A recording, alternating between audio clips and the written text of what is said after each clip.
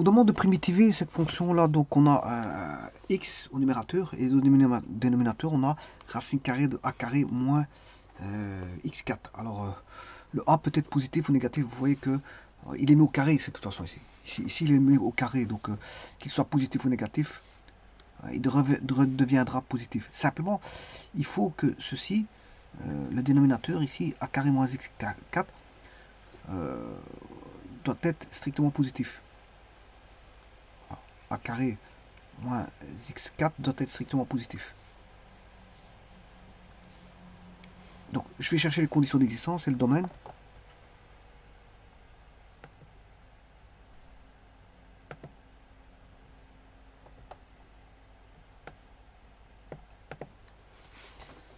Alors pour ça, je vais dire que moins x4 doit être plus grand que a carré. Moins a carré, je m'excuse. L'opposé, il passe dans le monde de droite.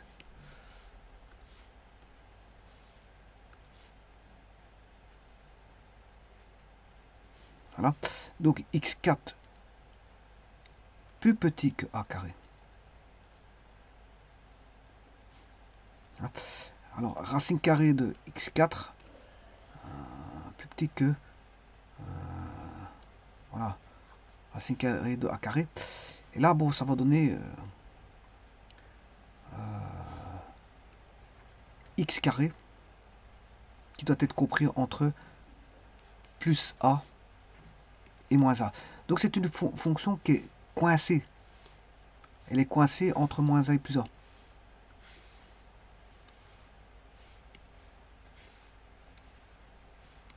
Elle est coincée entre moins a plus a. Donc elle n'est définie que là. Elle n'est pas définie ailleurs.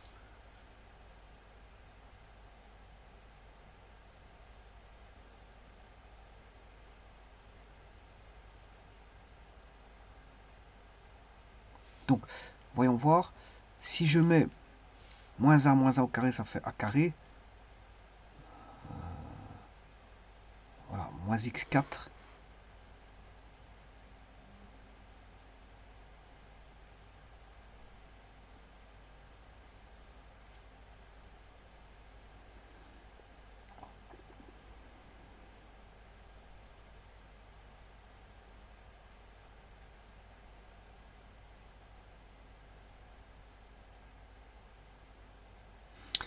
Alors, avant de continuer, je vais regarder. La fonction ici, elle est impaire. Pourquoi? Parce que déjà ici, on a une racine qui est en 0, 0. Parce que si vous remplacez x par 0, voilà, vous avez a carré moins 0, ça fait racine carrée de a carré, ça fait a.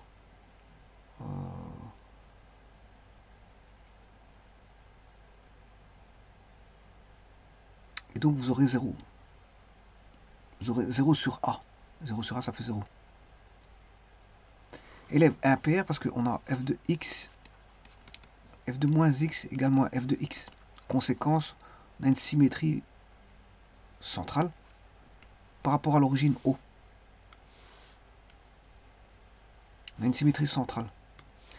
Alors je peux le voir, si je remplace par moins x, racine carrée de a carré moins x exposant 4, ben, ici c'est comme si on avait moins ceci, et moins exposant 4, ça fait toujours ceci, et donc vous retrouvez la fonction originelle, c'est moins la fonction originelle. Alors ça c'est f de x, donc on a bien f de x est égal à moins f de x. Ceci c'est moins f de x.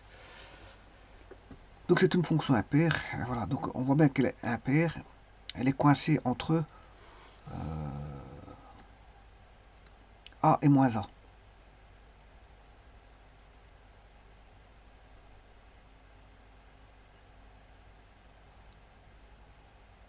Bon. On va regarder ceci. X sur...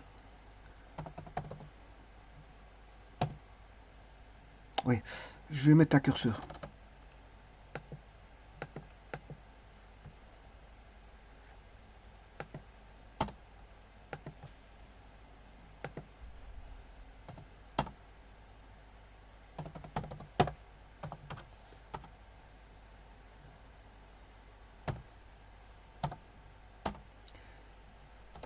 Voilà.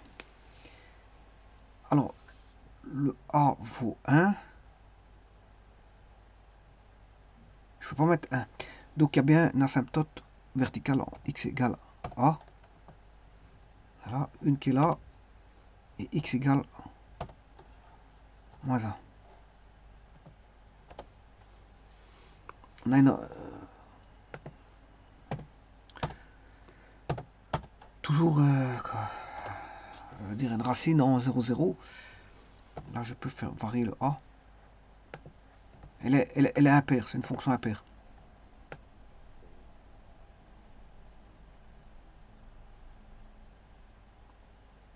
Alors,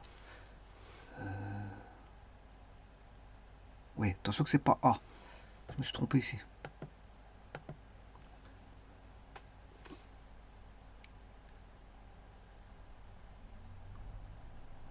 Alors, un carré est toujours positif. Donc, ce qui veut dire que ceci, je peux dire ceci. Hein.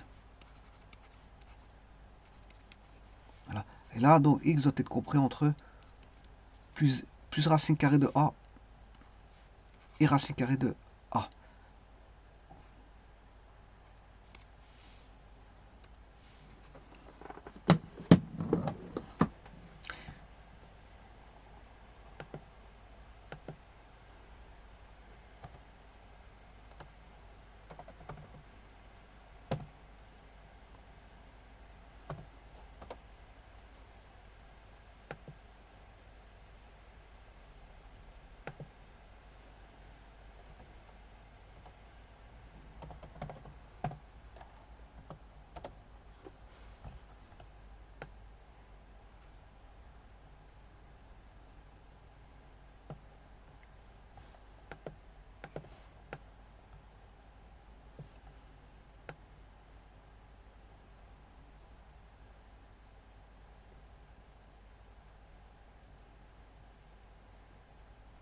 Alors, bien sûr, ici, moi, mon curseur ne doit pas être négatif, hein, parce que sinon, je vais avoir une racine carrée négative.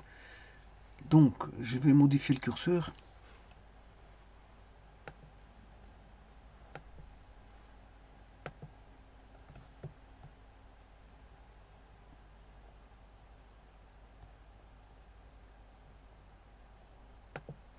Alors, ce que je vais mettre 0, non, je vais enlever le 0.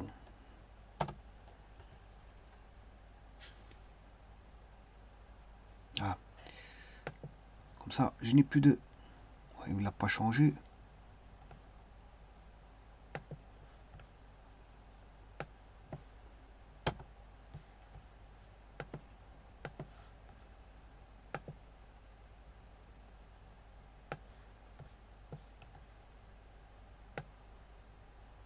Comme ça, je n'ai plus de négatif. Et je n'ai pas une racine carrée négative. Bon, j'aurais dû enlever le 0. Enfin, j'ai quand même mis. De toute façon, si je mets 0, j'ai plus la fonction précitée. On a une droite y égale... enfin, x égale 0. Donc c'est pour ça que A, il faut pas que A soit nul.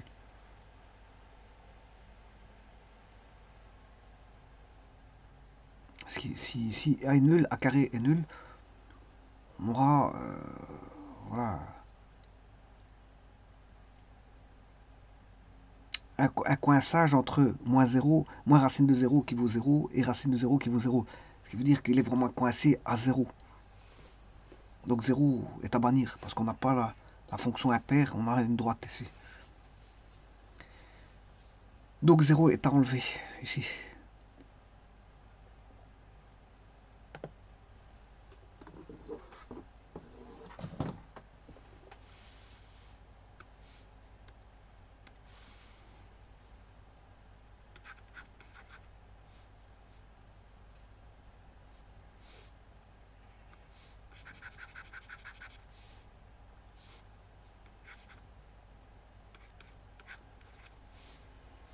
Bon, ici, le A est peut-être négatif parce que si vous mettez au carré, vous allez obtenir un carré.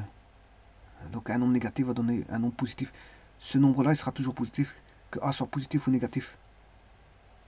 Donc le A appartient à R+. Enfin, à R sauf 0.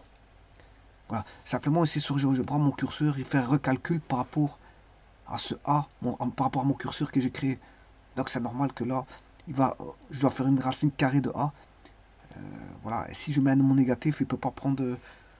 GeoGebra ne va pas accepter la racine carrée d'un nom négatif. Donc c'est normal qu'ici, je dois bannir les négatifs pour le A.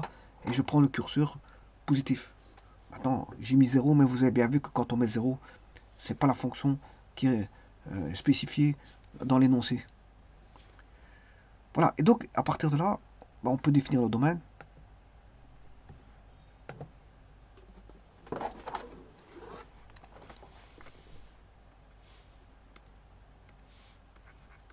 Domaine de la fonction, si x appartient à moins racine carrée de a plus racine carrée de a. Alors, elle a une racine à l'origine. C'est une fonction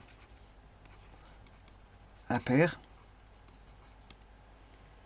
Donc elle est restreinte, c'est une fonction restreinte. Hein, je veux dire, elle est bloquée entre deux valeurs, moins racine de a et plus racine de a. Bon, maintenant venons-en au fait même, la primitive de cette fonction.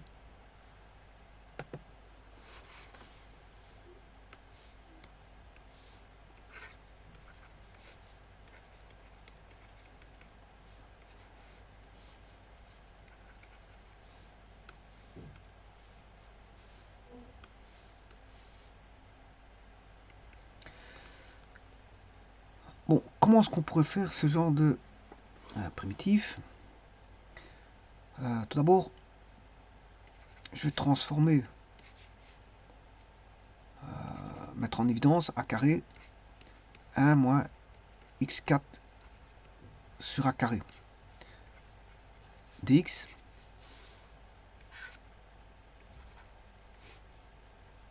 Alors je vais sortir le racine carré de a carré, voilà, qui vaudra a.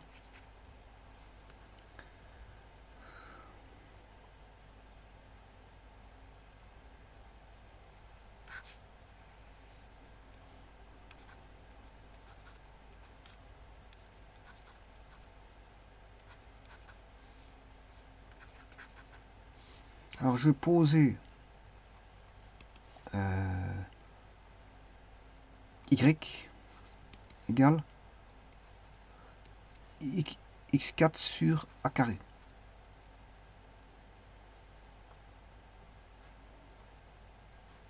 Enfin, ici c'est y.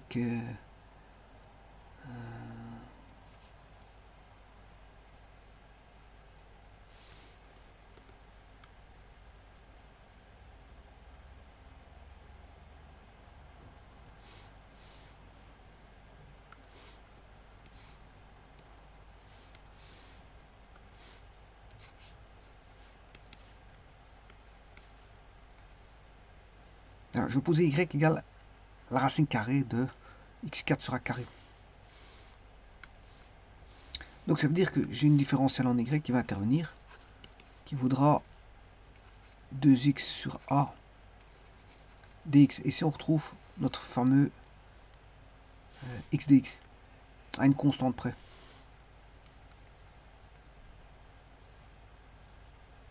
Donc, je dirais même plus que ça, parce qu'il reprend le a.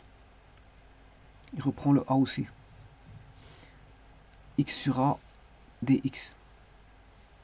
Donc, pour l'égaler, ce sera dy sur 2, qui vaut x dx sur a. X dx sur a vaut 2 dy sur, bien sûr, racine carrée de 1 moins y carré. La constante, je vais faire sortir du signe primitif. Le temps que j'ouvre une page. Voilà.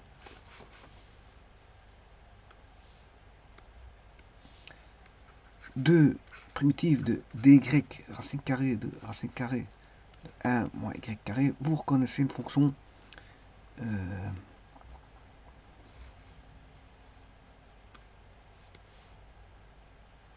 c'est dy sur 2. C'est dy sur 2. Le 2, il était en dessous, pas au-dessus.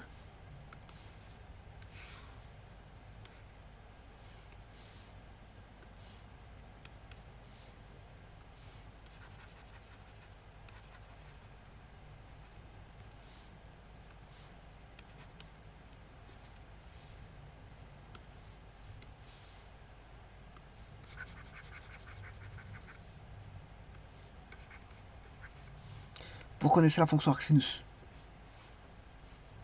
Donc on a un demi arc sinus de y plus une constante.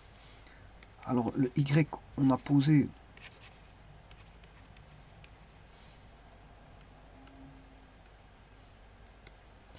x carré sur a.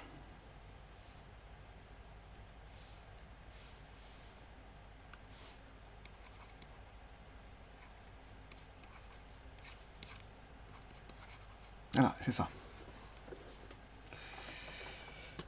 Alors, on va regarder après ça.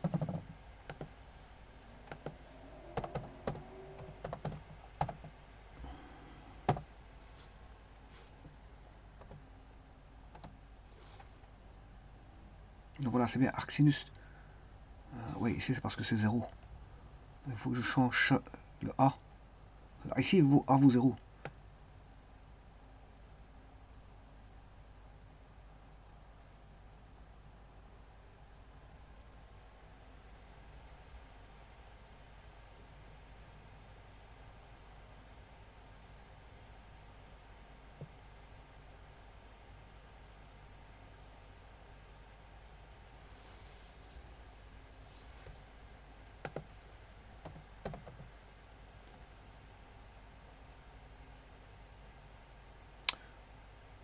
Bon, le a ici il est toujours positif.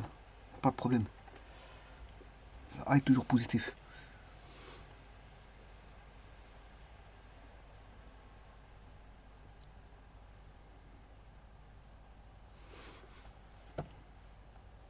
Vous dites le signe de a, CGN c'est le signe de a. Bah, ici le a est toujours positif. Donc il est toujours positif, il n'y a pas de problème.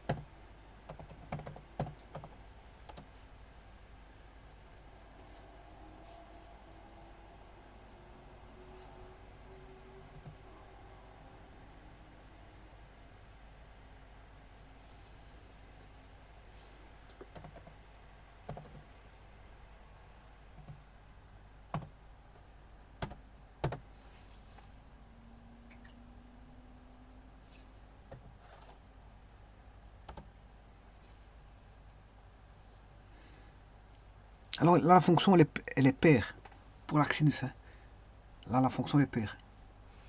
Donc c'est-à-dire que si je vais rechercher l'autre point, il est symétriquement disposé par rapport au B, par rapport à l'axe OY.